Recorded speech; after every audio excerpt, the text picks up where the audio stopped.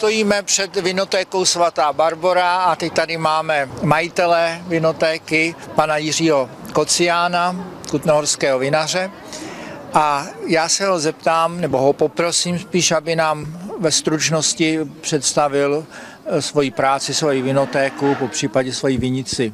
Představím teda na začátku hned svoji vinotéku, svoji vlastně dávnou lásku a dávnej sen, který se mi v roce 2009 podařil zrealizovat a zrealizoval jsem to vlastně v tomto krásném městě a propojil jsem veškeré vlastně svoje myšlenky a svoje vize do jednoho celku.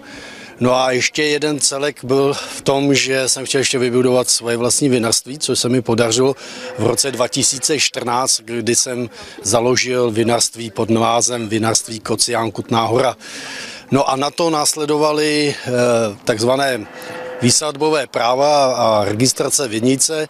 No a dostalo se mi, že v roce 2017 tady v Kutné Hoře budu vysazovat 2hektarovou vinici po viniční trati pod Kuklíkem. Takže jsem se zařadil zase k jedním úspěšným tady už zdejším kutnohorským vinařům. Mým motem a mojí myšlenkou, mým přáním je to, že chci vyrábět velice krásná, čistá, hlavně přírodní vína. Vinotéka se zaměřuje v současné době, nebo vůbec celý ten program vinotéky od začátku, je hlavně podpora menších a středních vinařů z celé České republiky. Já nechci žádný velkofabrikanty, který prostě jedou takzvaný eurovíno a stylizují jenom do určitého bodu. Já chci rozmanitost vín a hlavně rozmanitost té filozofie těch jednotlivců. A ještě se zmíníme tedy o spolupráci s Arcus Gallery. Vy tady vystavujete, respektive jsou tady výstavy ve vaší vinotéce. Jak vám to vyhovuje, takové spojení?